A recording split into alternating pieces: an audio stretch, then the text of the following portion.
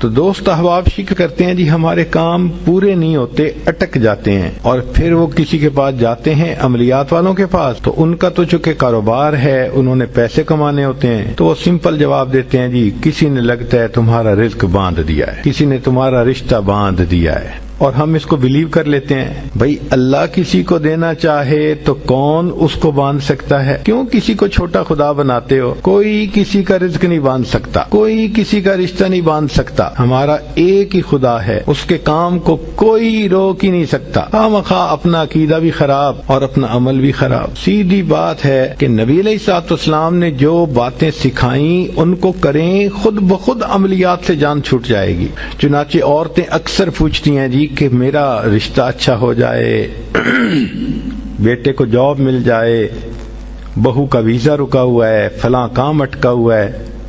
تو بھئی اٹکے ہوئے کاموں کے لیے عمل نبی علیہ السلام کے مبارک زبان سے ابو داؤد شریف کی روایت ہے۔ نبی علیہ السلام نے فرمایا جو مومن صبح و شام 7 مرتبہ اس دعا کو پڑھے گا، اللہ تعالیٰ اس کے ہر ادھورے کام کو پورا فرما دے گا۔ اور وہ کیا ہے؟ حسبی اللہ لا الہ الا ہو علیہ توکلت وہو رب العرش العظیم۔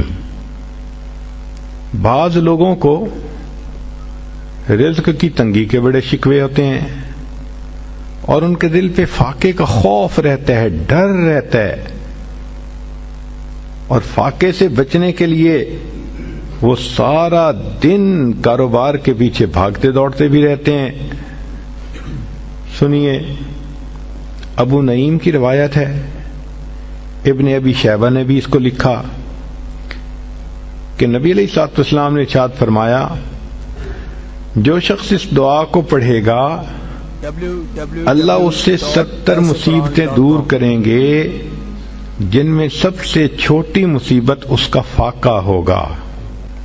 جو شخص اس دعا کو پڑھے اللہ تعالیٰ اس سے 70 مصیبتوں کو دور فرمائیں گے اور سب سے چھوٹی مصیبت فاقہ ہوگی، اور وہ فقرہ ہے لا حول ولا قوة الا باللہ لا ملجأ ولا منجأ من اللہ الا الیک۔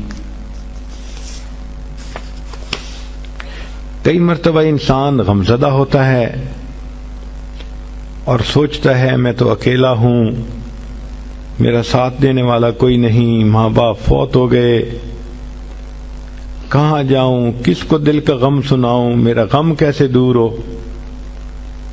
نبی علیہ الصلوۃ والسلام نے فرمایا، کنز المال کی روایت ہے کہ قرآن مجید کی ایک آیت کو 3 مرتبہ یقین کے ساتھ پڑھ لیں، اللہ تعالیٰ غمزدہ دل کو تسلی فرما دیتے ہیں۔ لا الہ الا انت سبحانک انی کنت من الظالمین۔